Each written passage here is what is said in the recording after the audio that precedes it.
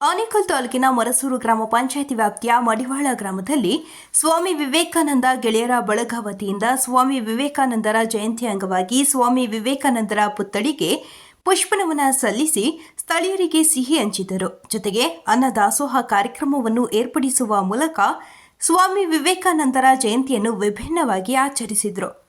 ಇನ್ನು ಇದೇ ಸಂದರ್ಭದಲ್ಲಿ ಕ್ರೀಡೆಗಳಲ್ಲಿ ಜಯಶೀಲರಾಗಿರುವವರಿಗೆ ಬಹುಮಾನವನ್ನು ಗಣ್ಯರು ವಿತರಣೆ ಮಾಡಿದರು. ಇನ್ನು ಕಾರ್ಯಕ್ರಮದ ನೇತೃತ್ವವನ್ನು ಮರಸೂರು ಗ್ರಾಮ ಪಂಚಾಯಿತಿ ಸದಸ್ಯರಾದ ಮಡಿವಾಳ ಮಣಿಕಂಠರವರು ವಹಿಸಿದ್ದರು.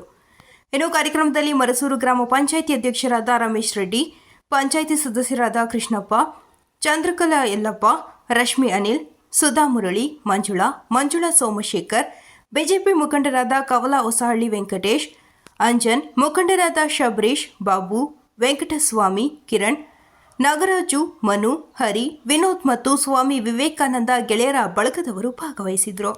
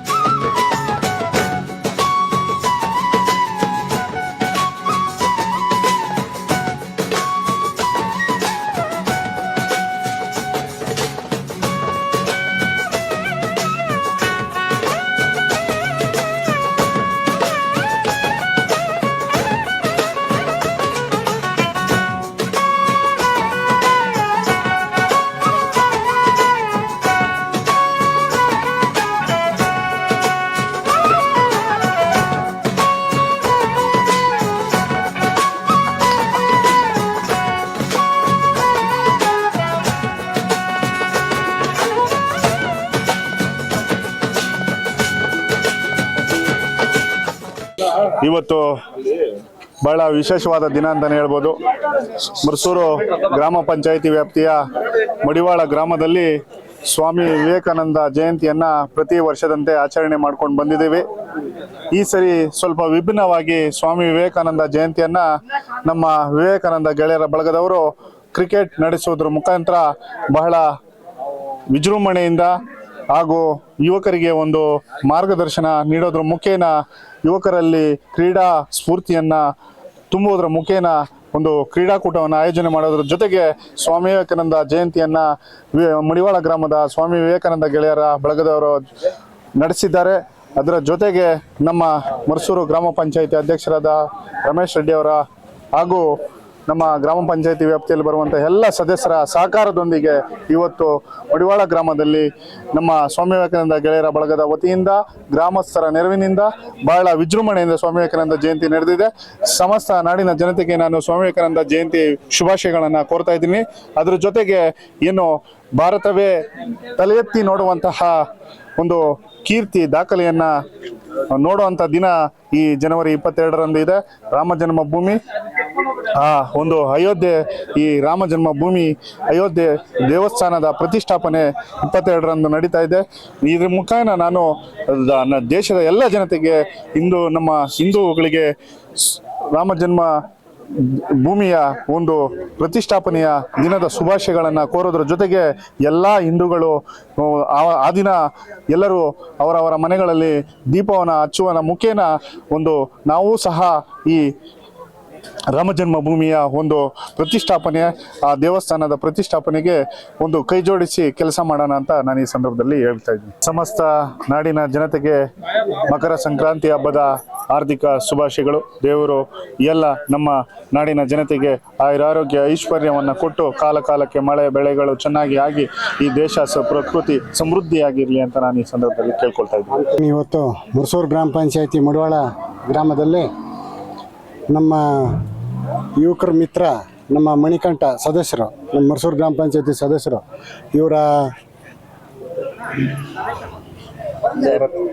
ಇವರ ನೇತೃತ್ವದಲ್ಲಿ ತುಂಬ ಈ ವಿವೇಕಾನಂದ ಜಯಂತಿ, ವಿವೇಕಾನಂದ ಗೆಳೆಯರ ಬಳಗದಿಂದ ಇವತ್ತು ವಿಜೃಂಭಣೆಯಿಂದ ಇವತ್ತು ವಿವೇಕಾನಂದ ಜಯಂತಿಯನ್ನು ಆಚರಣೆ ಮಾಡ್ತಾ ಇದ್ದಾರೆ. ಇದೇ ರೀತಿ ಮುಂದಿನ ದಿನಗಳಿಂದ ಹಿಂದಿನೂ ಸಹ ಎಲ್ಲ ವರ್ಷಗಳೂ ಅವ್ರ ಜಯಂತಿನ ಮಾಡ್ಕೊಂಡು ಬರ್ತಾ ಇದ್ದಾರೆ. ಈ ವರ್ಷ ವಿಶೇಷವಾಗಿ ನಡೆಸ್ತಾ ಇದ್ದಾರೆ. ಮುಂದಿನ ದಿನಗಳಲ್ಲಿ ಹೀಗೆ ನಡೆಸಲಿ ಮತ್ತು ನಾವು ಗ್ರಾಮ ಪಂಚಾಯತಿ ಅಧ್ಯಕ್ಷನಾಗಿ ಮತ್ತು ಇವರ ಗೆಳೆಯರ ಬಳಗ ಇದೇ ರೀತಿ ಮುಂದುವರಿಲಿ.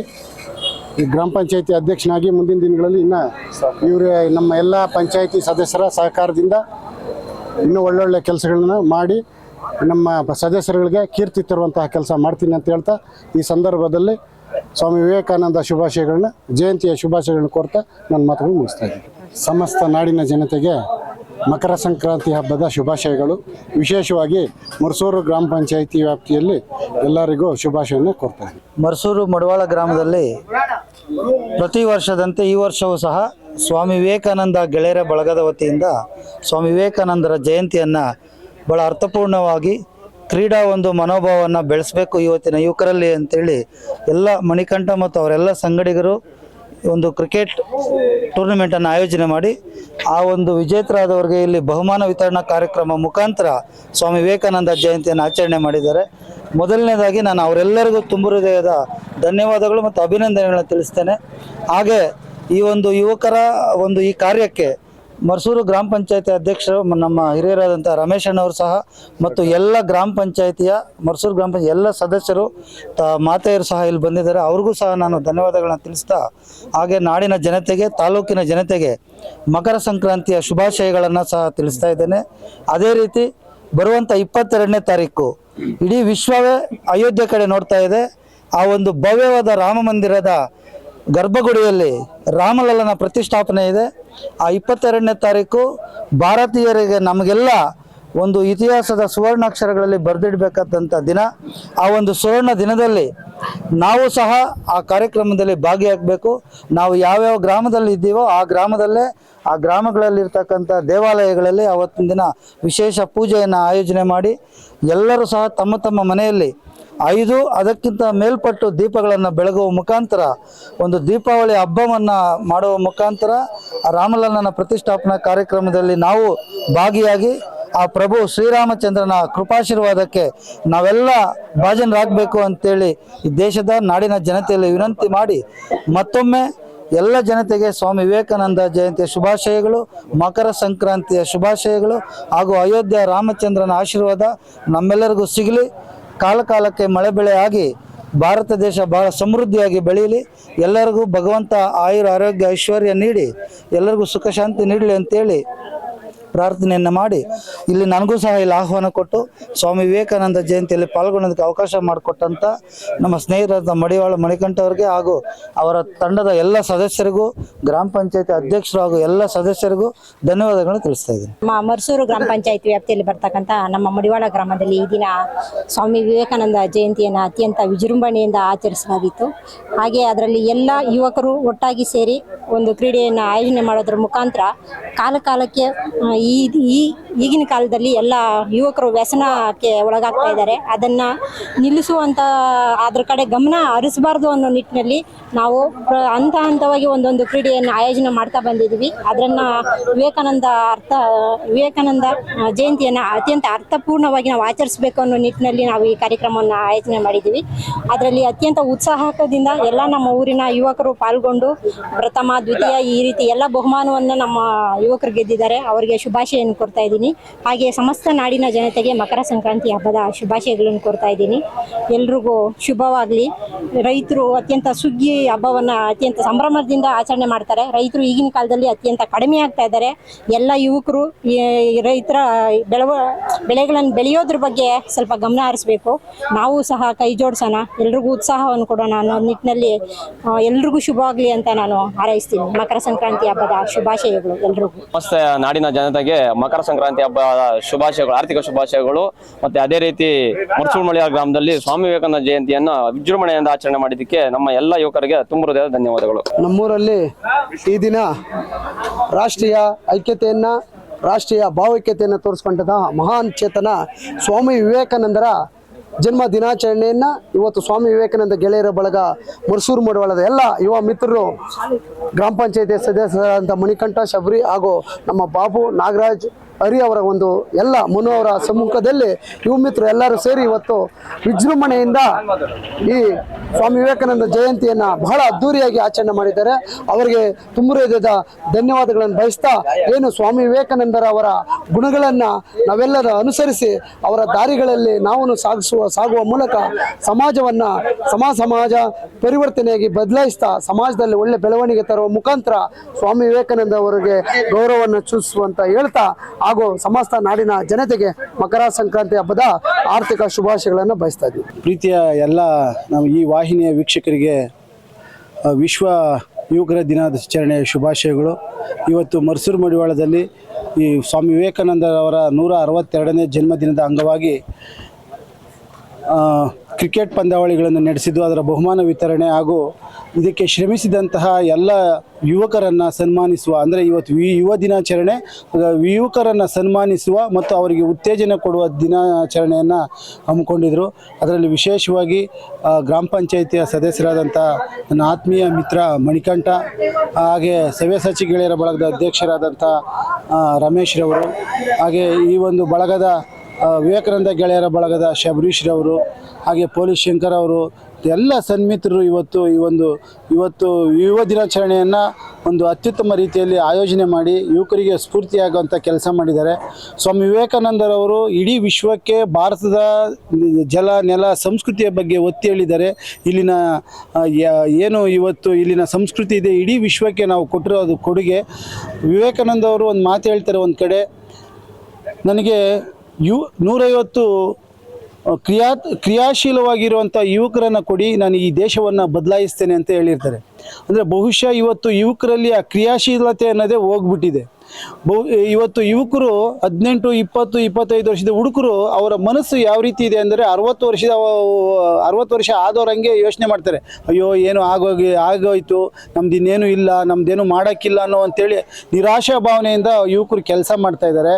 ಅದನ್ನು ಬಿಟ್ಟು ಈ ವಯಸ್ಸಾದ್ರೂ ಸಹ ಈಗ 60, 70 ವರ್ಷ ವಯಸ್ಸಾದ್ರೂ 25 ವರ್ಷದ ಥರ ಕೆಲಸ ಮಾಡಬೇಕು. ಆವಾಗ ಯುವಕರು ಇವತ್ತು ಏನಾಗಿದೆ, 25, 30 ವರ್ಷದ ಯುವಕರು ಆ ಕ್ರಿಯಾತ್ಮಕ ಶಕ್ತಿ ಇಲ್ದಿರನೇ, ಕ್ರಿಯಾತ್ಮಕವಾಗಿ ಅವ್ರು ಯೋಚನೆ ಮಾಡಿದ್ರೇ, ಆ ದೃಢ ಸಂಕಲ್ಪ, ವಿವೇಕಾನಂದ ಅವ್ರು ಹೇಳ್ದಂಗೆ ಆ ದೃಢ ಸಂಕಲ್ಪ ಇಲ್ದಿರನೇ ಇವತ್ತು ಎಲ್ಲೋ ತಮ್ಮ ಜೀವನಗಳನ್ನು ಹಾಳು ಮಾಡ್ಕೊಳ್ಳೋ ದುಶ್ಚಟಗಳಿಗೆ ಬಲಿಯಾಗೋದ್ರ ಜೊತೆಗೆ ಹೋಗ್ತಾ ಇದ್ದಾರೆ. ಅವರೆಲ್ಲನೂ ಒಳ್ಳೆ ಭಾವನೆ ತಗೊಂಡು ವಿವೇಕಾನಂದರವರ ತತ್ವ ಸಿದ್ಧಾಂತವನ್ನು ತಮ್ಮ ಮನಸ್ಸಿಗೆ ಬಿಟ್ಕೊಂಡಿದ್ದೆ ಆದರೆ ಅವರು ಕ್ರಿಯಾಶೀಲವಾಗಿ ದೇಶವನ್ನು ಕಟ್ಟುವ, ದೇಶವನ್ನು ಮುನ್ನಡೆಸುವ ಪಾತ್ರವನ್ನು ಮಾಡ್ಬೋದು. ಹಾಗಾಗಿ ಎಲ್ಲ ಯುವಕರಲ್ಲಿ ನಾನು ಇವತ್ತೊಂದು ಮನವಿ ಮಾಡ್ಕೊಂಡು ಕೇಳ್ಕೊಳ್ತೇನೆ. ಕ್ರಿಯಾಶೀಲವಾಗಿರಿ, ದೃಢ ಸಂಕಲ್ಪ ಮಾಡಿ, ಯುವಕರೇ ಮುಂದಿನ ಈ ದೇಶ ಕಟ್ಟುವ ಶಕ್ತಿ, ಯುವ ಶಕ್ತಿಗೆ ಜೈ ಅಂತ ಹೇಳ್ತಾ ವಿವೇಕಾನಂದರವರ ಶಕ್ತಿ, ವಿವೇಕಾನಂದರವರು ಈ ದೇಶದ ಯುವಕರಲ್ಲಿ ಶಕ್ತಿ ಇದೆ ಅಂತ ಹೇಳಿದ್ದಾರೆ. ಆ ಯುವ ಶಕ್ತಿಗೆ ನಾನು ಜೈ ಅಂತ ನನ್ನ ಮಾತುಗಳನ್ನು ಮುಗಿಸ್ತಾ ಇದ್ದೇನೆ. ಸ್ವಾಮಿ ವಿವೇಕಾನಂದ ಜಯಂತಿಯ ಈ ಒಂದು ಸಂದರ್ಭದಲ್ಲಿ ಈಗಾಗಲೇ ನಮ್ಮ ಸ್ನೇಹಿತರಾದಂತಹ ಮತ್ತು ನಮ್ಮ ಹಿರಿಯರಾದಂತಹ ಅಂಬರೀಷ್ ಅವರು ಸವಿಸ್ತಾರವಾಗಿ ಹೇಳಿದ್ದಾರೆ. ಸ್ವಾಮಿ ಅವರು ನಡೆದುಕೊಂಡು ಬಂತಹ ದಾರಿ ಮತ್ತು ಅವರ ಶ್ರದ್ಧೆ ಮತ್ತು ದೇಶಕ್ಕಾಗಿ ಅವರು ಕೊಟ್ಟುವಂಥ ಕೊಡುಗೆಗಳನ್ನು ಈ ದಿನ ಪ್ರತಿ ಗ್ರಾಮದಲ್ಲಿ ಮೆಲುಕು ಹಾಕಬೇಕು. ಅಂತಹ ಕಾರ್ಯವನ್ನು ನಮ್ಮ ಮರಸೂರು ಮಡಿವಾಳ ಗ್ರಾಮದಲ್ಲಿ ಇಲ್ಲಿನ ಯುವಕರು ನಮ್ಮೊಂದಿಗೆ ಸೇರಿಕೊಂಡು ಆಚರಣೆ ಮಾಡ್ತಾ ಇರೋದು ಬಹಳ ಸಂತೋಷ ತರ್ತಾ ಇದೆ. ಅದೇ ರೀತಿ ಈ ದಿನ ನಾವು ಏನು ವಿವೇಕಾನಂದರ ಕೆಲವೊಂದು ತತ್ವಗಳನ್ನು ನಾವು ಪಾಲನೆಯನ್ನು ಮಾಡಬೇಕಾಗುತ್ತೆ. ಅವರೊಂದು ವಿಷಯವನ್ನು ಹೇಳ್ತಾರೆ, ಹೇಳಿ ಎದ್ದೇಳಿ ಗುರಿ ಮುಟ್ಟುವ ತನಕ ನಿಲ್ಲದಿರಿ ಅಂತ. ಸೊ ಪ್ರತಿಯೊಬ್ಬರು ಗುರಿಯನ್ನು ಇಟ್ಕೊಂಡು ಅದರ ಪ್ರಯುಕ್ತವಾಗಿ ಕೆಲಸವನ್ನು ಮಾಡಿದ್ದೇ ಅದರಲ್ಲಿ ಆ ಗುರಿಯನ್ನು ತಲುಪ್ತಾರೆ. ಆ ಗುರಿಯನ್ನು ತಲುಪಬೇಕಂದ್ರೆ ಶ್ರದ್ಧೆ ತುಂಬ ಬೇಕಾಗುತ್ತೆ. ಶಿಸ್ತಿನಿಂದ ಕೆಲಸ ಮಾಡಬೇಕು. ಆ ಶಿಸ್ತಿನಿಂದ ಕೆಲಸ ಮಾಡಿದಾಗ ನಮ್ಮ ಗುರಿಯನ್ನು ನಾವು ತಲುಪ್ಬೋದು.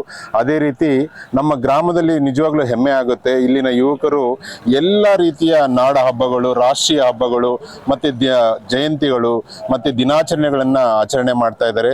ಈ ಒಂದು ತಾಲೂಕಲ್ಲಿ ಕೆಲವೊಂದು ಗ್ರಾಮಕ್ಕೆ ಹೋದರೆ ಗ್ರಾಮದ ಹೆಸರುಗಳೇ ಗೊತ್ತಾಗಲ್ಲ. ಅಂತಹ ಒಂದು ಪರಿಸ್ಥಿತಿಯಲ್ಲಿ ನಮ್ಮ ಮರಸೂರು ಮಡಿವಾಳ ಗ್ರಾಮದಲ್ಲಿ ನಮ್ಮ ಈ ಯುವಕರು ಈ ಥರ ಆಚರಣೆಗಳನ್ನು ಮಾಡ್ತಾ ಇರೋದು ಬಹಳ ಸಂತೋಷ ತರ್ತಾ ಇದೆ. ಇವರ ತತ್ವಗಳನ್ನು ನಾವು ಬೆಳೆಸ್ಕೋಬೇಕಾಗುತ್ತೆ. ವಿವೇಕಾನಂದರವರ ತತ್ವಗಳು ಈಗಾಗಲೇ ಅವರು ನಮ್ಮ ಅಮೇರಿಕಾಗೆ ಹೋಗಿ ಭಾಷಣವನ್ನು ಮಾಡುವಾಗ ಹೇಳ್ತಾರೆ, ನಮ್ಮ ಭಾರತದ ಭಗವದ್ಗೀತೆ ಕೊನೆಯಲ್ಲಿ ಇಟ್ಟಿರ್ತಾರೆ. ಅಂದರೆ ಅದರ ಮೇಲೆ ಎಲ್ಲ ದೇಶದ ಧರ್ಮಗಳನ್ನು ಇಟ್ಟು ಭಗವದ್ಗೀತೆ ಕೊನೆಯಲ್ಲಿರುತ್ತೆ. ಅವಾಗ ಕೊನೆಯ ಭಾಷಣದಲ್ಲಿ ಅವ್ರು ಹೇಳ್ತಾರೆ, ನಮ್ಮ ಭಗವದ್ಗೀತೆ ಕೊನೆಯಲ್ಲಿರ್ಬೋದು, ಆದರೆ ನನ್ನ ಭಗವದ್ಗೀತೆ ಪುಸ್ತಕವನ್ನು ನಾನು ಏನಾದರೂ ತೆಗೆದಿದ್ದೆ ಆದರೆ ಮೇಲೆ ಇರುವ ಎಲ್ಲ ಧರ್ಮದ ಗ್ರಂಥಗಳು ಬಿದ್ದೋಗುತ್ತೆ. ಎಲ್ಲ ಧರ್ಮಕ್ಕೆ ಬೇಕಾಗಿರೋ ಅಡಿಪಾಯ ಈ ಭಗವದ್ಗೀತೆ. ಹಿಂದೂ ಧರ್ಮ ಅಷ್ಟು ಪವಿತ್ರವಾಗಿರೋದು. ಹಂಗಾಗಿ ಈ ಧರ್ಮವನ್ನು ಎಲ್ಲ ದೇಶಕ್ಕೆ, ಪ್ರಪಂಚಕ್ಕೆ ಪ್ರಚಾರ ಮಾಡಬೇಕು ಅಂತ ಹೇಳ್ತಾರೆ. ಅದೇ ರೀತಿ ಇನ್ನೊಂದು ಅಲ್ಲಿನ ಮಹಿಳೆ ಒಂದು ವಿಷಯವನ್ನ ಹೇಳ್ತಾರೆ, ನಿಮ್ಮ ದೇಶದಲ್ಲಿ ಯಾಕೆ ನೀವು ಎಲ್ಲರಿಗೂ ಶೇಕ್ ಹ್ಯಾಂಡ್ ಅನ್ನ ಕೊಡೋದಿಲ್ಲ, ಕೈಯನ್ನ ಕುಲುಕ್ಸೋದಿಲ್ಲ ಅಂತ ಕೇಳ್ತಾರೆ.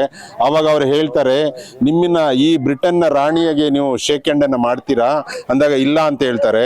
ಸೊ ನೀವು ಹೇಗೆ ಈ ಬ್ರಿಟನ್ನಿನ ರಾಣಿಗೆ ನೀವು ಶೇಕ್ ಹ್ಯಾಂಡ್ ಅನ್ನ ಕೈಯನ್ನ ಕುಲುಕ್ಸೋದಿಲ್ವೋ, ಅದೇ ರೀತಿ ನಮ್ಮ ಭಾರತದ ಪ್ರತಿಯೊಂದು ಮಹಿಳೆ ಸಹ ರಾಣಿಯ ರೂಪದಲ್ಲಿ ನಾವು ನೋಡ್ತೀವಿ.